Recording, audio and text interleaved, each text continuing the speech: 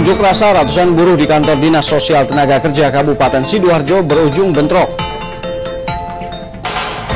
Tak sanggup memberi uang jajan, seorang ibu di Tulungagung tega mengakhiri hidup dua anaknya. Siswa sekolah dasar di Gresik ciptakan sebuah alat pendeteksi gempa.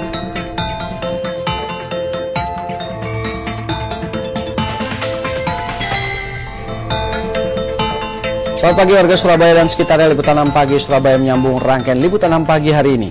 Selain 3 informasi tadi, kami juga telah siapkan beragam informasi menarik lainnya dari Jawa Timur. Saya Joy Astro, inilah Liputan 6 pagi Surabaya selengkapnya.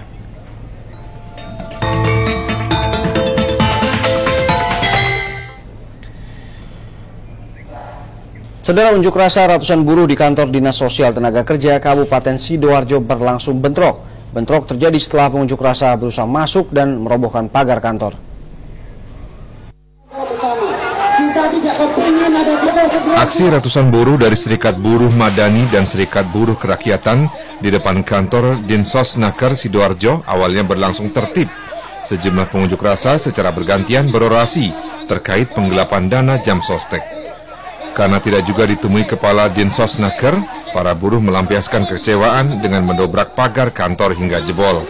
Akibatnya buruh dan polisi pun terlibat bentrok.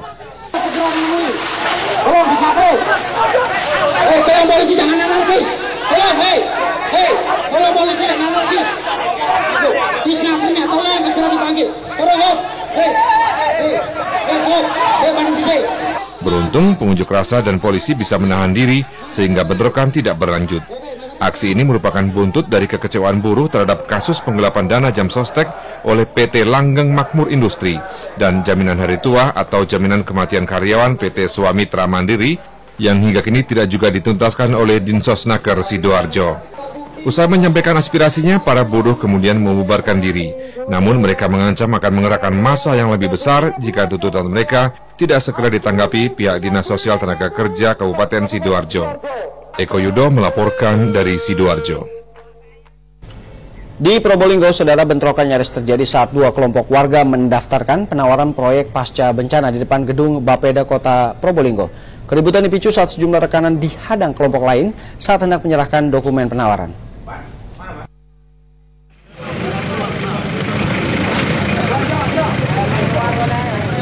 Dua mobil milik rekanan yang hendak masuk di gedung Bapeda Kota Probolinggo untuk menyerahkan berkas penawaran dihadang ratusan orang di pintu masuk. Kondisi itu memicu amarah kelompok massa lainnya, hingga sempat terjadi aksi dorong dan saling ejek. Perkelahian pun tidak terhindarkan, meski sejumlah polisi berada di lokasi kejadian. Polisi bahkan tetap melarang sejumlah rekanan masuk menyerahkan berkas penawaran. Sejumlah wartawan juga sempat dihadang saat hendak melakukan konfirmasi. Aturannya kan begini, Mas, siapapun orangnya ketika ada tender, ya toh, itu bisa dilakukan pengamanan, bisa dilakukan oleh Satpol PP atau panitia lelang, tidak seperti ini. Setidaknya 10 rekanan yang merasa dirugikan akibat penghadangan kemudian melapor ke Mapolres Probolinggo Kota. 2 orang staf pemerintah yang secara kebetulan berada di Mapolres Probolinggo Kota juga sempat jadi sasaran kemarahan. Mereka meminta kepada kedua staf itu bertanggung jawab dan menunda proses tender proyek tersebut. Oke. Ya, ini saya sudah melaksanakan sudah diatur yang ada, Pak. Kalau emang nanti kalau ada suatu hal yang memang betul-betul urgent memang harus kita dengarkan, ya kita evaluasi aja. Oke. Keributan terkait proyek dengan pengerahan ratusan massa ini bukan sekali terjadi di Kota Probolinggo. Beberapa bulan sebelumnya, peristiwa serupa juga terjadi, bahkan sempat terjadi adu jotos. Dan di Ari Gafur melaporkan dari Probolinggo. Puluhan guru dan ratusan pelajar SD dan SMP Mardi berunjuk rasa di depan sekolah mereka menuntut pencairan dana biaya operasional sekolah. Selain itu, para guru juga menuntut pembayaran 3 bulan gaji yang belum dilakukan oleh pihak yayasan.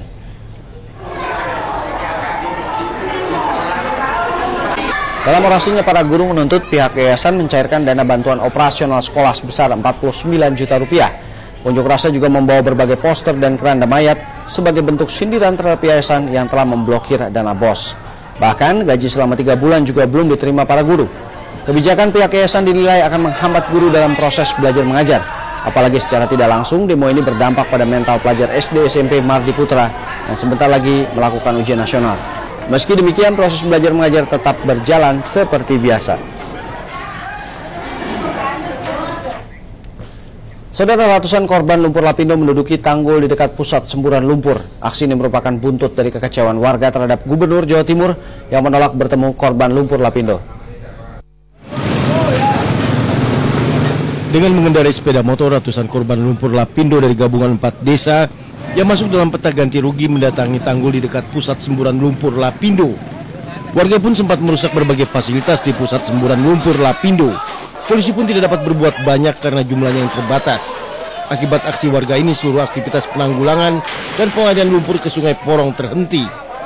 Aksi para korban lumpur lapindo ini sebagai buntut kekecewaan terhadap sikap Gubernur Jawa Timur yang tidak mau menemui mereka dan memberikan kepastian soal pembayaran ganti rugi. Untuk kekecewaan dari akumulasi dari permasalahan yang tidak terselesaikan, ini adalah pengkhianatan yang dilakukan dari Pak Gubernur yang kemarin tidak menemui kita. Kemarin demo ribuan warga korban lapindo di depan kantor Gubernur Jawa Timur berakhir ricuh karena perwakilan warga tidak diperkenankan menemui Gubernur Jawa Timur Soekarwo. Dalam aksi ini polisi sempat menembakkan gas air mata dan water cannon untuk membubarkan massa yang memaksa masuk kantor Gubernuran Jawa Timur. Para ibu dan anak-anak yang ikut berunjuk rasa pun mengalami sesak napas karena terkena semprotan water cannon dan gas air mata.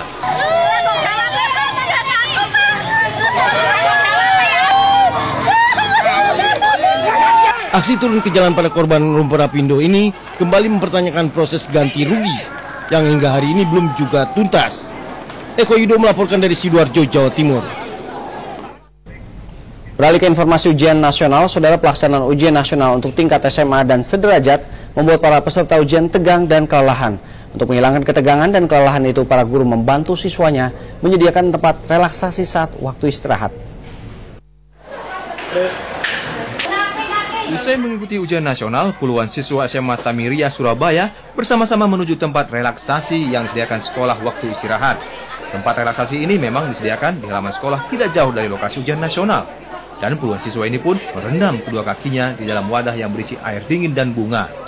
Cara ini dianggap dapat membantu para siswa yang tegang dan lelah. Saat mengikuti ujian nasional, mereka dapat kembali segar, sehingga ujian nasional mendapatkan hasil yang maksimal. Ujian yang kedua itu kan fisika, jadi untuk biar lebih rileks lagi, kita sekolah ini ada kayak gini, relaksasi kaki, biar otaknya nggak tegang lagi gitu, biar fresh. Rasanya sedikit dingin sih, soalnya di dalamnya bunga ini ada es batu, terus dicampur es, dicampur kembang, jadi rasanya dingin gimana gitu, ser gitu. Sementara itu, lembar jawaban peserta ujian nasional dari 9 kabupaten di kota Surabaya mulai dikoreksi tim verifikasi dari Institut Teknologi 10 November Surabaya. Hasilnya, sejumlah koreksi dengan cara digital ini ternyata banyak lembar jawaban tidak terbaca karena kesalahan siswa seperti kurang teliti menulis nama peserta, kode soal, hingga mata pelajaran yang diujikan. Meski bisa diperbaiki tim verifikasi, para peserta ujian dihimbau lebih teliti mengarsir jawaban agar terbaca mesin digital penilaian. Tim Liputan SCTV melaporkan.